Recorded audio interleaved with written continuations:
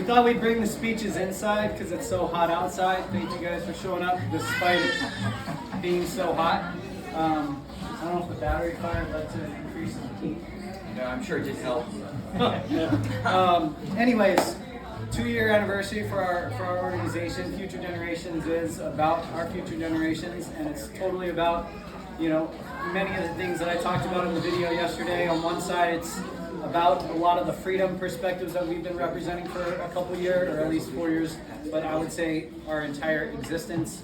And then the health side, which is, oftentimes very much communicated in separate forms, when in reality they're very much married. And so the speakers we have today are people who've inspired me, who've really helped shape not only our county and our city, but I would say generally like our organization in many ways as well, my family personally, myself personally. And so the first speaker is somebody who I have seen do more grassroots for our county, I'd say pound for pound, than anyone in the last 4 years. Amy Reichert, somebody who has been inspired by us, but also has created this amazing platform for being on the ground, in the trench, with our county, telling the truth, fighting Nathan Fletcher, amongst bigger opportunities. And Amy, I'd love for you to share with us. Awesome, thank you. Well, I first met Dr. Stan during the lockdowns. Who remembers the lockdowns? Yes. So there was a time in San Diego County when they were going to do vaccine passports against us. And they were going to tell us that we had to inject our bodies and our kids' bodies with the COVID shot, or we were going to get fired, or our kids weren't even going to be able to be educated. And so Stan was one of our speakers at Reopen San Diego, the group that I'm the founder of. And we were able to do great things during that time. And I just want to thank you so much, because here is a medical professional who was willing to stand up against the establishment. Yep. So one of the things that I'm really proud of is the community that we created. And it's like being here today and just seeing all the young families with babies here and children. It's just remarkable. And I love the sign that I saw. This is where healing happens. And healing happens in community. How many of you were called horrible names and lost friends during 2020 because of the choices that you made? Yeah, absolutely. But in return, how many of you met fantastic people? How many of you upgraded? Yeah. Yes. So that's what I love about this space that you created and the community that you've created. And I just want to thank all of you for allowing me this time to speak and to share in your community. And just keep up the good fight, Doc. Let's go. Thank you.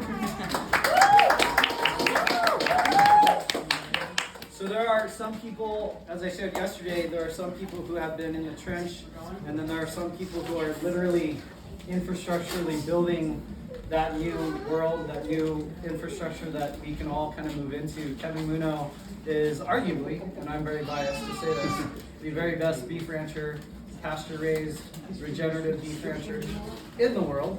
Wow. And definitely in the county. You might be the only one in the county. Let's start with the He's become a really great friend of mine, born and raised Californian. We've had a lot of conversations about this state, about fighting for the state, living in the state, being a part of the state.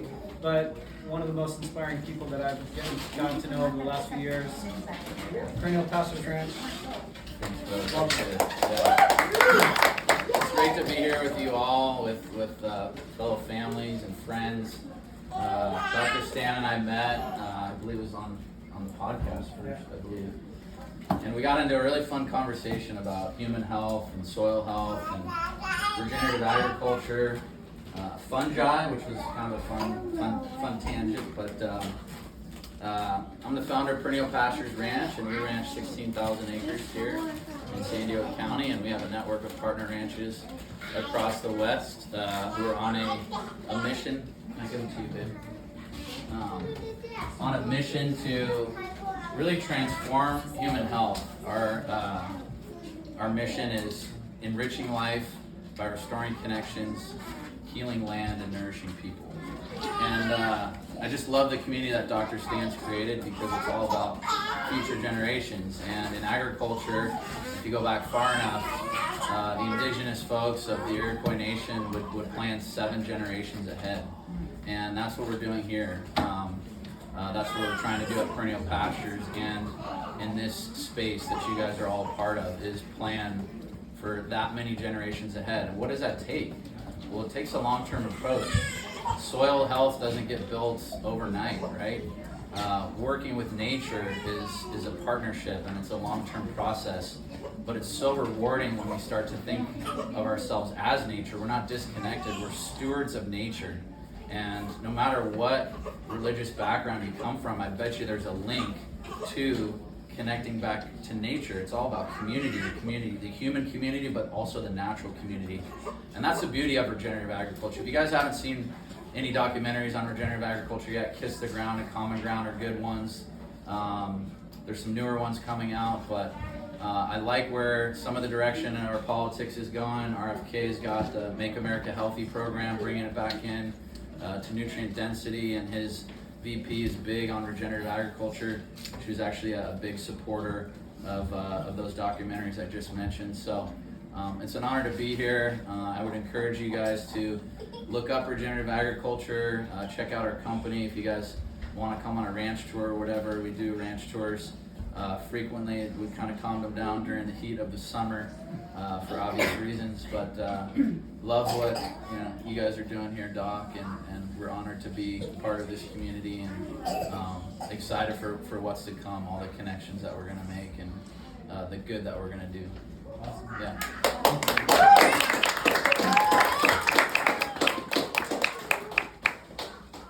One of my mentors would always say, you have to remember that you are animated earth.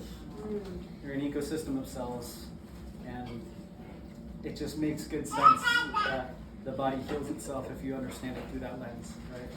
And I think soil health plus nervous system health plus like just making sure that you're doing the things that you can necessary for your body to self-heal and self-regulate is everything. Our next speaker, probably the most popular person at Future Generations, wins the most comedic award, the most light and funny, the most likely to choke you out if you misbehave because he's a brown belt in jiu-jitsu, but also growing into what I just can tell is one of the best doctors in chiropractic alone. Dr. Ryan Kiser, would love for you to share with us. First, I want to thank everyone for coming. Thank you, Dr. Stan. Ryan Kiser, that's me. I know most of you. I'm referred to as Dr. Ryan. I spoke last year, and it's pretty wild where we've come from a year ago. And I told myself I was just going to wing this speech, so I didn't prepare anything. But a year ago, we talked about essentially surviving. We survived the first year. We moved from Bankers Hill down in San Diego, about 45 minutes away, and we had an up and down year. Transported a second year, and it's been up and down, but the last 6 months or so, we seem to have figured it out. We seem to have established some consistency, is the word I'm looking for. And it comes a lot from you guys. And so we wanted to have this event to hold it for our patients and to kind of give back and say thank you.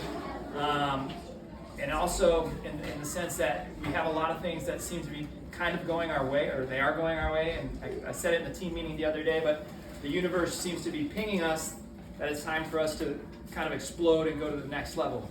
Whether it be with new team members, or finally this space is ours. We've been staring at it for close to 2 years. And if you saw it before, whoa, they did a good job. I told Dr. Stan we could have saved a lot of money just by putting some jiu-jitsu mats in here. We could have held classes. I think it would have been great. We might still get mats. I'm still pitching that idea. But finally having access to this, finally opening up and doing it how we want it, being able to hold our classes here and not off-site somewhere else, being able to host other like-minded practitioners, and actually having space for like-minded clinicians to come in and just kind of have one umbrella of future generations so that we can take our community to the next level. And so just thank you all for being here and for, braving the lovely 100-degree heat. I know there's nowhere you guys would rather be. The place didn't have AC, so thankfully we have AC now. But that's all I got. I appreciate y'all coming. We got food, we got hoodies, we got a balloon artist, which are called twisters, if you didn't know that. They're twisters. So that's all I got. Thank you guys.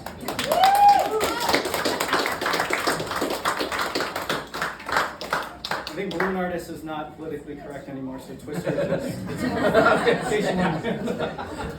Gonna get canceled.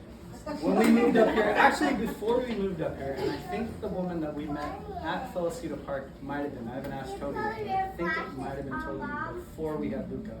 When we didn't even live up here. But I would say every week we have people that come into our front office that are like, I know you.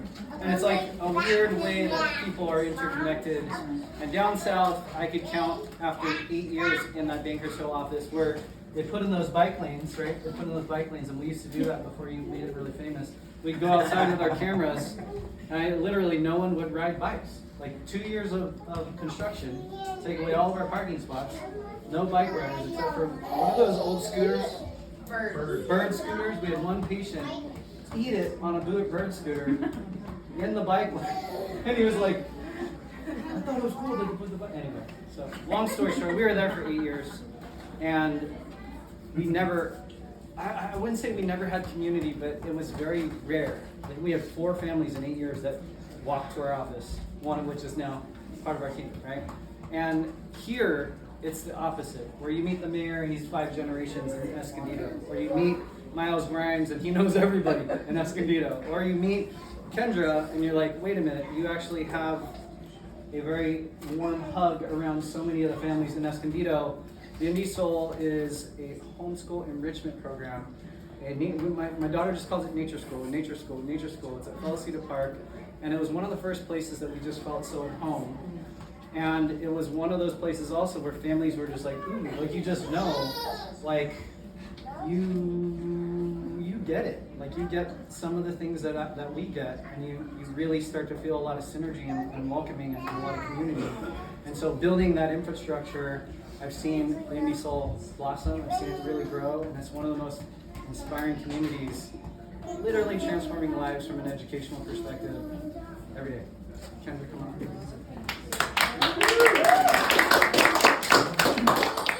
Well, thank you for the warm introduction. I'm so happy to be here. I'm blown away with the community that you've built. It is very much aligned with ours, and I love seeing families that have come that have frequented both of our establishments. It's a beautiful thing, and I love this space. I love the expansion, the opportunities that you're now offering. And for me, I just want to continue to see this growth for us, for you, for all of you to have like-minded people that you can lean on and have that family dynamic that we all crave. I feel like we're just so separated in these times, and there's so much divisiveness, and there's so much conflict. And I really just want to unite and just bring everyone's vibration up and just know that we can heal ourselves. We can start with our children. We can teach them the tools so that when they become adults, they don't have all of these issues that we are now facing. And try to really pivot, make a pivot here. For me, I started this program for my own children. Growing up not loving the public school system myself as a child. Having a mother that was a teacher in the public school system who was not happy. Just hearing all the conflict that she faced as a teacher made me realize I did not want to step into that sector. So fast forward to now, in my mid-30s, I am running my own school. It's an alternative school, and it's amazing. It's very holistic. We like to give the kids their own autonomy to choose what they want to learn. We're not forcing them to learn things that they're not interested in learning. So it's very much project-based learning. This is a little brochure about our program. We do have forest classes. We now have a campus. Some people still call us the forest school, the tiny tree huggers. You may have heard those things. And also a soul school, because we really want to teach people and children and parents to really dive deep inward so that we can share love and kindness all around. So if anyone has questions, feel free to come to me. but I'm excited for more collaborations with future generations.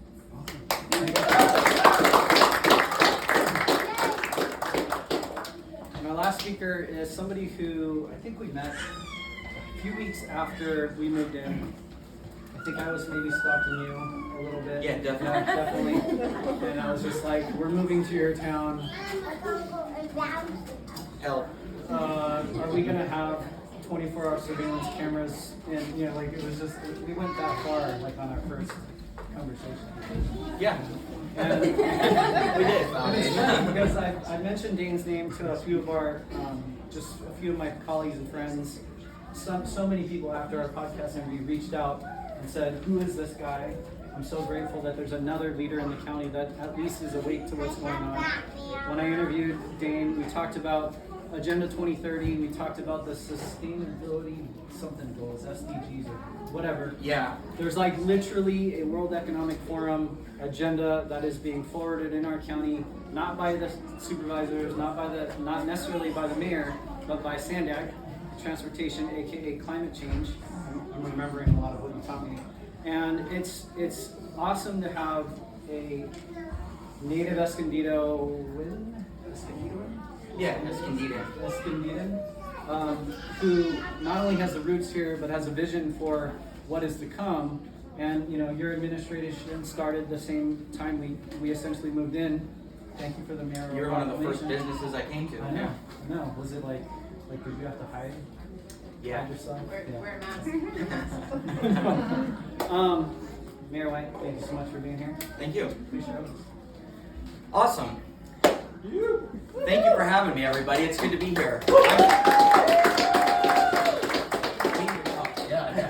I think you're supposed to come to the room. I was. Yeah. I'll tell you all about it. All right, sounds good. I'm sorry to say I don't know many of you, so I thought I would take just a few minutes and tell you a little bit about myself, some of my life story, and two of the guiding, the foundational principles that sort of guide everything I do as I govern and in my family and just in my general life. I'm a lifelong resident of the city for the most part. I was born here. My family moved here in the late 1800s, so we've been here for quite some time. Went to private school growing up, went to Escondido High School. Unfortunately, the second week of my sophomore year, I was suspended for stealing the principal's golf cart, and then I was subsequently sent to a boarding school in Missouri. Yeah, it was fantastic. It was so good after 19 months I ran away.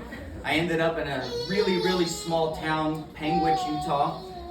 There's about 1,100 people there total. And moved in with my grandfather, and it wasn't but a short time later he kicked me out. I ended up in juvenile hall for quite some time, ended up in the foster care system, and as soon as I was out of foster care, all of the bad decisions I had previously been making had caught right up to me, got back into drugs and alcohol for the next 5 years.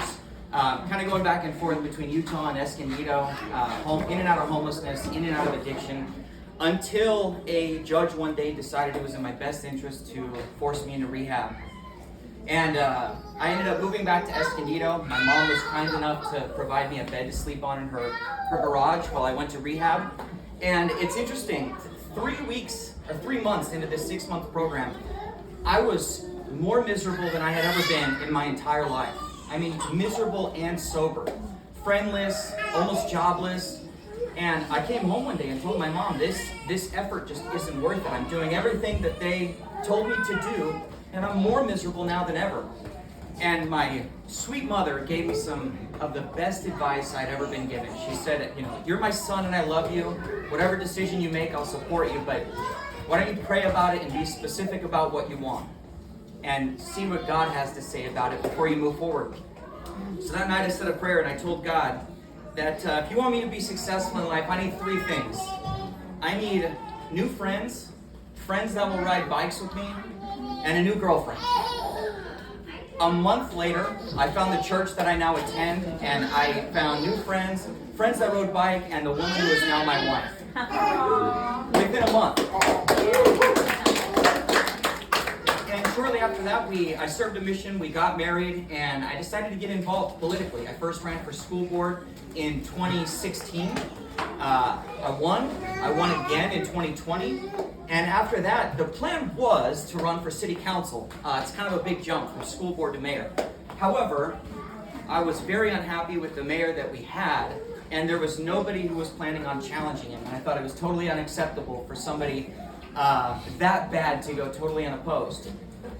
Here we are miraculously. The odds were stacked against us, I will say that for sure. I actually quit my job and campaigned for about 15 months full time, day in and day out.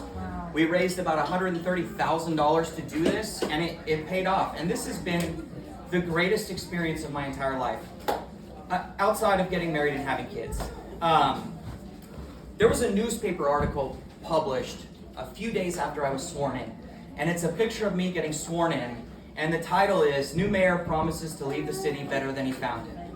And that's my promise. However many of you are residents here, that's my promise to you. My whole life is really driven based on two things, my faith and my family. What does my faith tell me to do? What does my faith say about this decision I'm about to make? And what would my family think of the decisions I'm making? And before I end here, I just wanted to share one thing from you. It's from my church. This was published over 30 years ago. And if you hold different religious beliefs or no religious beliefs, I totally respect that. I just want to share this with you so you have an idea of where I am coming from and the direction that I'm headed.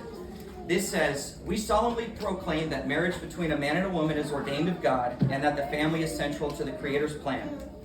All human beings, male and female, are created in the image of God. The first commandment that God gave to Adam and Eve pertaining to their potential for parenthood as husband and wife. We declare that God's commandment for his children to multiply and replenish the earth remains in force. We further declare that God has commanded that the sacred powers of procreation are to be employed only between a man and a woman lawfully wedded as husband and wife. We declare the means by which mortal life is created to be divinely appointed. We affirm the sanctity of life and its importance in God's eternal plan. And happiness in family life is most likely to be achieved when founded upon the teachings of the Lord Jesus Christ." That is what I have to offer. Thank you for your time, and I'll be around for a little while if anybody wants to chat. So on one of our shirts, it says, I think it's on our shirts, maybe it's on our cards, I don't know exactly where, but it says "Expecting Miracles since 2010. Dr. Ryan and I went to school together, we've been in practice since that time, and it's really amazing to see like biohacking and self-healing and functional medicine and a lot of these different like movements really start to grow, especially after COVID, especially recognizing that the system wasn't going to offer the answers except for the answers that were accepted by the narrative. Right? But we, for many years, when people talk about mind-body connection, when people talk about the body heals itself, like I was talking to Xander earlier, and I was just like, well, your brain is the thing that does everything, and the spine is the thing that connects your brain to everything else. And it really is that simple. He's 7, and 7-year-olds usually are when we start to teach in our results and our x-rays and our reports, we don't just teach parents, we start to teach the kids. So we start to teach the kids because they start to really understand that it's much bigger than they maybe have been taught. When you have a symptom or a disease or something, you take a pill, and a lot of people own their diagnoses and they own their drugs sometimes. And children, when they understand that their body is self-healing and that the nervous system is a master system, and that system can have some interferences if you don't have the right food, or if you have an upbringing that's tough, or you don't have the right schooling system, or you literally are in a soup of medical and various forms of tyranny, those things cause interference to your system. And our job really isn't to demonize one way versus the other. Our job is just to measure root causes. And when we can measure root causes and we can help your system heal it, then we just take our hands back and we actually just watch. And when we observe, usually that's why we expect.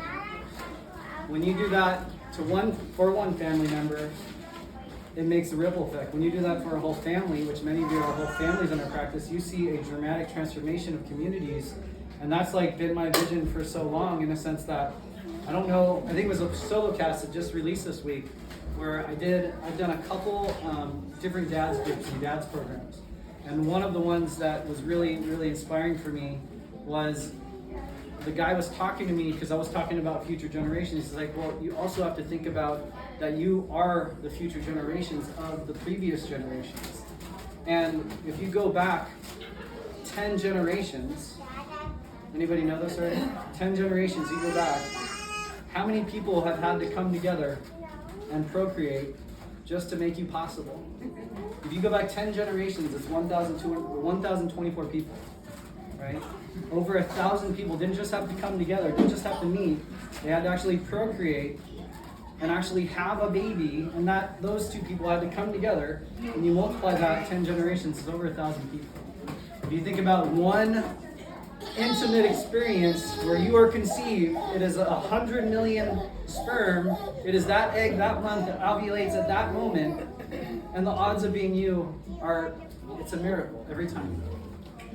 And when I think about my kids, and I think about my wife, and I think about my own family, you have to think about the odds of that particular existence is minuscule. It has to be driven by something far more, anything that we could ever measure or anything that we could ever be objective about. It can't not be some form of God, some form of a higher power, some form of this miraculous divine. And for us, I just feel so called and so blessed. And I wish my parents were here. I wish my brother was here. And I wish my sister was here, because I've always been that type of kid and that type of family member. But COVID does those types of things. You know, my parents move away. My brother's, he's stuck in the lithium cloud because he was like, hey, you guys okay? I looked it up. It smells here and I heard it's in Escondido. No, they said it wasn't that. But there's been a divisiveness that's affected so many of our families.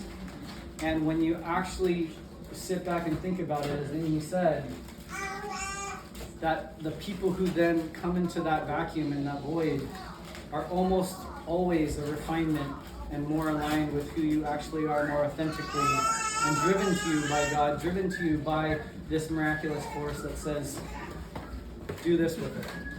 And for us, we didn't know what we were going to do with this place.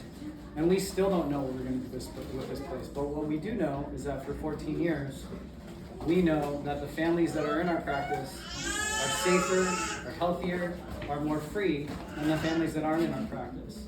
We know that the families that are longer in our practice, like the babies that are younger, right, who have a greater percentage of their life in our practice, they self-heal better, they're more conscious, they actually know more than most of us adults who have decades and decades and decades of stress running our systems for us at this point. And when they heal, I use it as evidence so that I know that I can. But what we all need to know is that that's inside all of you. And whether you're me, whether you're Dane, whether you're Kevin or Kendra or Dr. Ryan, I would just say it all just rests on you guys. Like, this wouldn't exist if it wasn't for you. It wouldn't exist if it wasn't for our team. It wouldn't exist if it wasn't for all the people who are inspired by this thing. And at the end of the day, we're 2 years in and we're just getting started. So thank you guys for being here. Thank you for making it really hot in here, you know? We thought we'd bring everybody in and keep it cooler, but I think it just got hotter in here. But enjoy the gelato, enjoy the food, enjoy the drinks. Armand's gone, crazy Armand. Bounce house is open. If you want to head in there, Ken, you're more than welcome. Just double bounce every other kid that's in there. But thank you guys so much. This space is, if you know people who would love to teach a workshop, like an EMF workshop, if you know people who would love to be a part of our collaborative clinical experience, that would be awesome. And then obviously if you know people who need a good home and a good chiropractic practice to help their body self-heal more optimally, obviously we're their people. So thank you guys so much. Very, very blessed.